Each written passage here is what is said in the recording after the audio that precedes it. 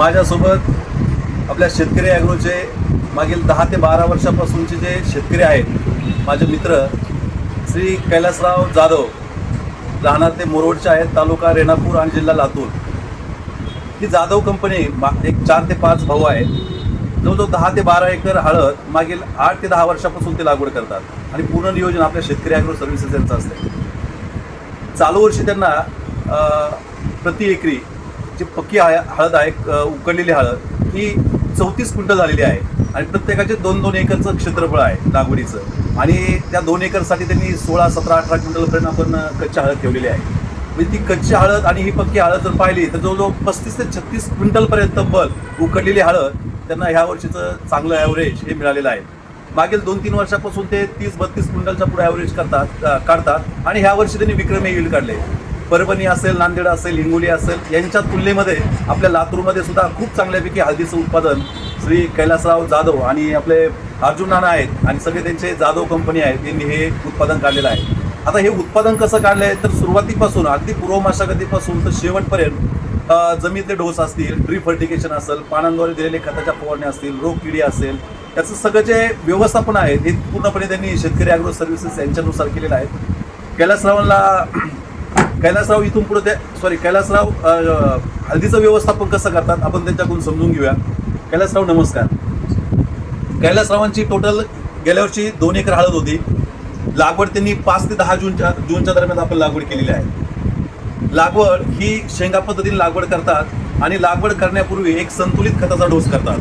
DAP असेल, 10-20-20 असेल, मेटलाईन असेल, हायकेल जे असेल, सिलिकॉन तर ते लॉक्सिल नावाने येतं, पुन्हा अमोनियम सल्फेट असेल, असं सगळं मिक्स करून आणि आपण फर्टिलायझर त्याच्यामध्ये वापरतो. असं सगळं मिक्स करून बेडवरती ते पूर्व मशागत झाल्यानंतर बेडवरती खताचा डोस करतात.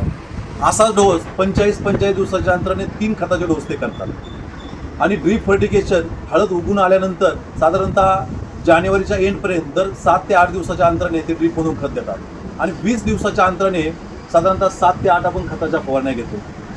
तर कैलासराव ह्या वर्षी तुम्ही खूप चांगल्यापैकी हळदीचं नियोजन केलं आहे. काय सांगतात की आता आपल्या लातूरमध्ये पण भरपूर ह्या वर्षी हळदीची लागवड वाढते, तर हळदीचं आपण नियोजन कशा पद्धतीने करायला पाहिजे, तुमचे काय अनुभव आहेत ते थोडे शेतकऱ्यांना सांगा.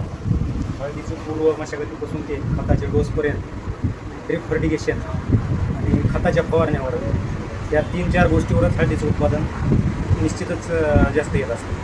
नाही, तुम्ही एवढ्या फवारण्या करताय मग खर्च वाढतोय असं वाटतंय का तुम्हाला फवारणीचा? वाढतोय थोडा, पण उत्पादन बी जास्त निघतं. हां, म्हणजे भरपूर उत्पादन वाढतंय. खर्च जरी थोडा झाला तरी अपेक्षित रिझल्ट येत आहे. 35 क्विंटलपर्यंत उत्तर एकरी निघतो. त्याच्यामुळे काय खर्च झाला तरी त्याचंही पण मला वाटतं जनरल लोकांपेक्षा खर्च तुमचा कमीच असेल असं माझं मत आहे. नाही, बाकीच्या लोकांपेक्षा कमीच असतो. हां, तरी पण उत्पादन चांगलं मिळतंय. आपल्या हळदीची उंची किती झाली? हळदीची उंची जवळपास माझ्या डोक्याला उंची होती. नानाची पण जवळजवळ 5.5 ते 6 फुटापर्यंत हळदीची उंची झालेली होती. तर आपल्याही लातूरमधील जे हळदी उत्पादक शेतकरी असेल, अद्रक उत्पादक शेतकरी असेल, यांनी पण आपले कैलासरावांचा नंबर मी त्यांना सांगायला लावतो. आणि ज्या शेतकऱ्यांना हळद करायचं आहे त्यांनी आपल्या शेतकरी ॲग्रो सर्व्हिसेस यांच्यानुसार ह्या हळदीचं पूर्व मशागतीपासून नियोजन घ्यावं आणि हळदीचं उत्पादन 30 ते 32-34 क्विंटलपर्यंत कसं जाईल याचा प्रयत्न आपण करू. तर नक्कीच तुम्हाला जर हळदीचं उत्पादन चांगलं काढायचं असेल तर शेतकरी ॲग्रो सर्व्हिसेस यांच्या संपर्कात तुम्ही यावं आणि त्यानुसार तुम्ही नियोजन घ्यावं. कैलासराव तुमचा नंबर सांगा आमच्या शेतकऱ्यांना. कैलास बलबीन जाधव, मोरोड, तालुका रेणापूर, जिल्हा लातूर. माझा मोबाईल नंबर आहे 8805 68 71 35. आज तुम्ही नियोजन करण्यासाठी आलेत का पूर्व मशागतीचं? पूर्व मशागतीचे पहिला डोस घ्यायला नेण्यासाठी जातो. आज ते पुन्हा चालू वर्षी नवीन लागवड त्यांना जवळजवळ 12 ते 13 एकर हळदीची लागवड करायची, त्याचा पहिला खताचा डोस नेण्यासाठी आणि जे बेनेची जी ट्रीटमेंट करण्यासाठी म्हणजेच बेने प्रक्रियासाठी जे औषधं लागतात ते नेण्यासाठी ते शेतकरी ॲग्रोमध्ये आलेले आहेत. तर ह्या वर्षी सुद्धा खूप चांगल्यापैकी ते नियोजन करणारे आहेत आणि चांगलं उत्पादन काढण्यासाठी तुम्हाला शुभेच्छा.